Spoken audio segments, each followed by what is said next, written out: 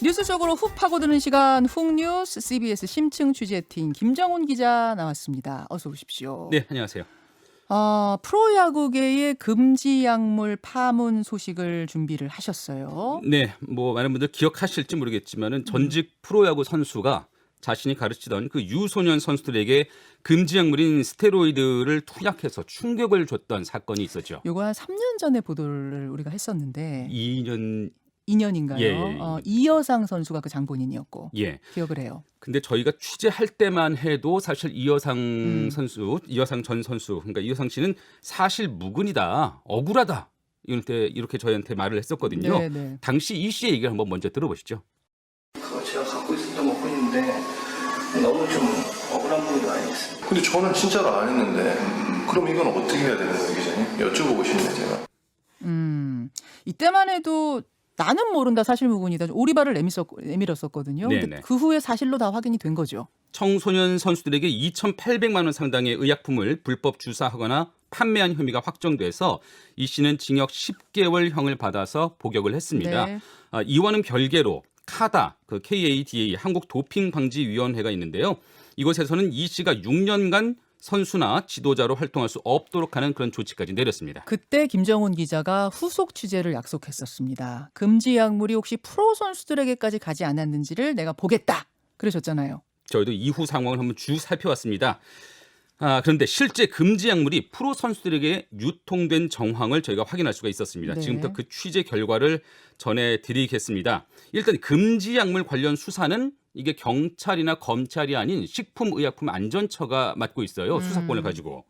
그러면은 이여상 선수 같은 경우도 식약처가 조사를 하고 검찰에 넘긴 거죠. 그렇습니다. 예, 네. 그런 구조인데 그 식약처가 이 씨를 수사하면서 그가 현역 시절에 함께 뛰던 동료 선수들에게도 금지 약품을 건넸다.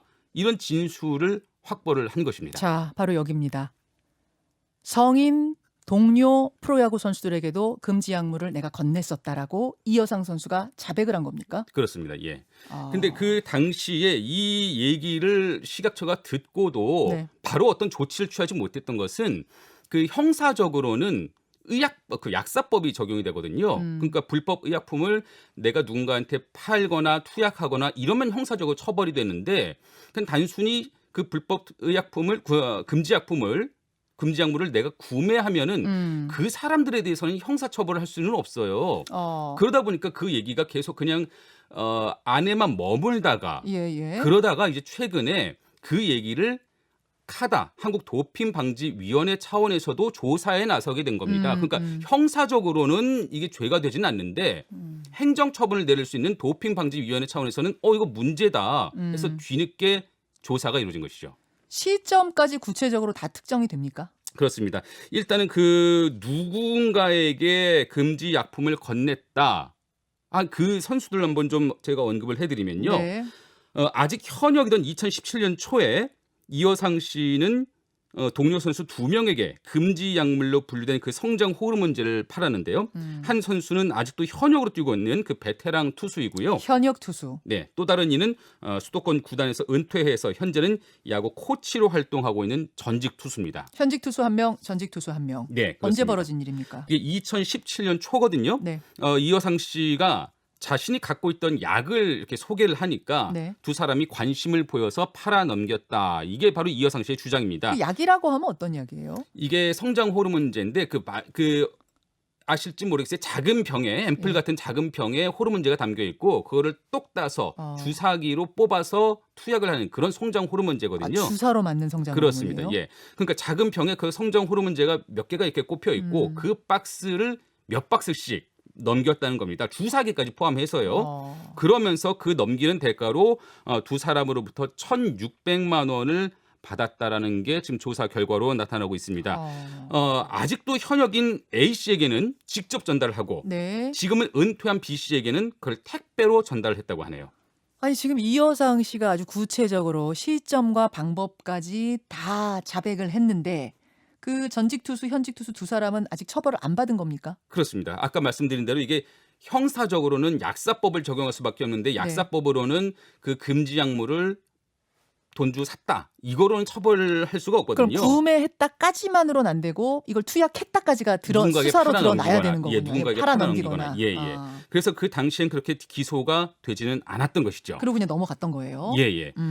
그러니까 아무런 처벌을 받지는 않은 채로 넘어가긴 했지만 네. 이게 근데 스포츠계에서 금지 약물은 대단히 엄격하게 제한이 되는 건 사실이거든요. 물론이죠. 그래서 한국 도핑방지위원회 규정에 따르면은 네. 도핑 테스트를 해서 금지 약물을 투약한 게 확인된 경우뿐만 아니라 네. 금지 약물을 갖고만 있어도 자격 정지와 같은 징계 처분을 받습니다. 그러면 그러니까 예, 이 두 사람은 이것을 받았다는 것까지만 확인돼도 네. 뭐 투약은 고사하고 구매했다는 것까지만 확인돼도 자격정지 징계군요. 그렇습니다. 형사 처벌은 아니어도 행정 처분은 내릴 수가 있는 것이죠.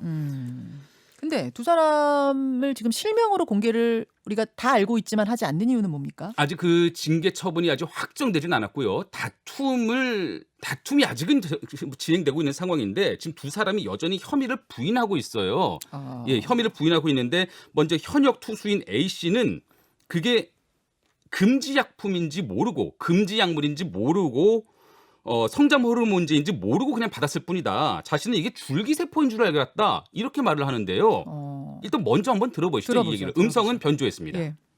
줄기세포라고 했으니까요. 네, 저한테 그렇게 얘기를 했거든요. 알아보니까 그거는 줄기세포가 아니다. 빨리 갖다 주라. 그래서 다음날 가서 저 집 앞으로 오라고 그래갖고 다시 줬죠.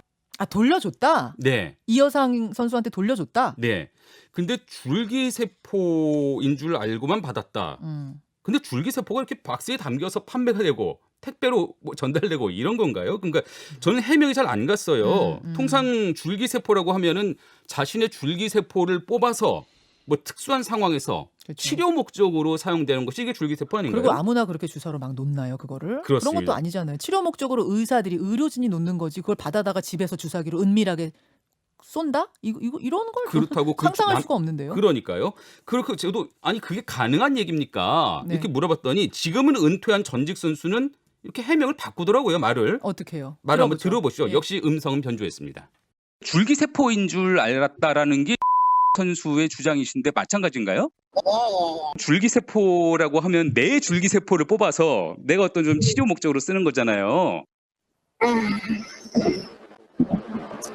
지금 뭐 자세히 말씀드리기 좀 그렇네요.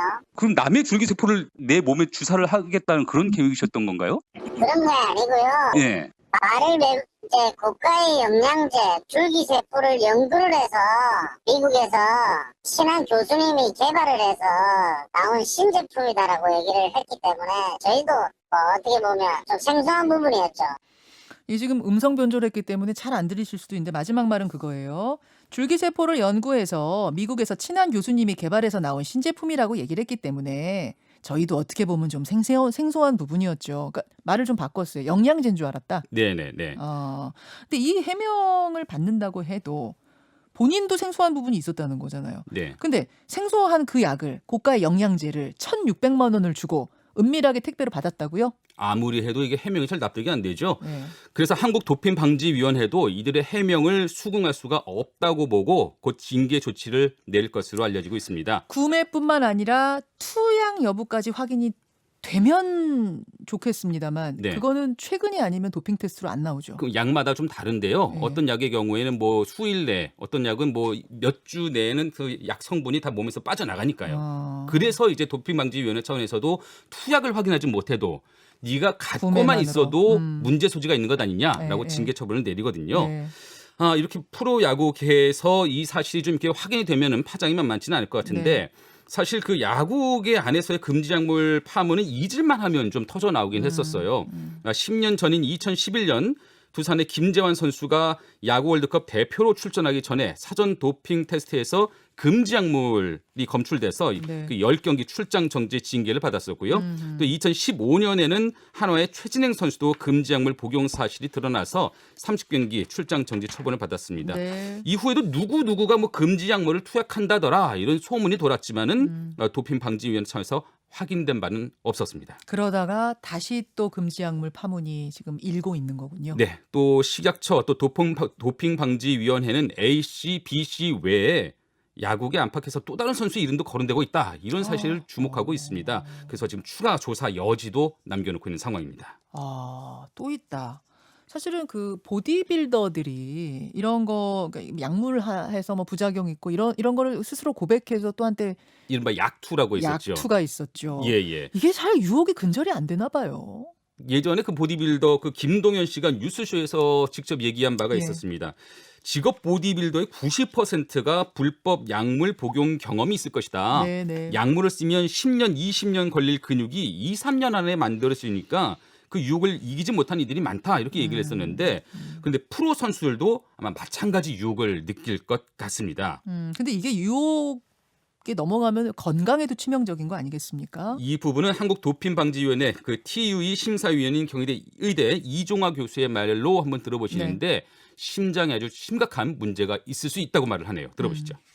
스포츠 경기력에 어쩌면 만병통치약일 수도 있어요. 그 운동을 하고자 하는 전투력이라 그럴까요? 자신감 이런 것도 향상을 시키고 실제로 근력도 향상되고 하니까 그거는 상당히 많이 도움이 되죠. 근데 문제는 이것을 한번 사용하게 되면 또 마약처럼 이 약물을 사용하지 않으면 안 되기 때문에 제일 중요한 거는 그걸 과도하게 사용할 경우에는 심장의 수축이나 심장 근육이 쉽게 말하면 심장의 전류 흐름이나 심장 마비가 쉽게 올 수가 있어요.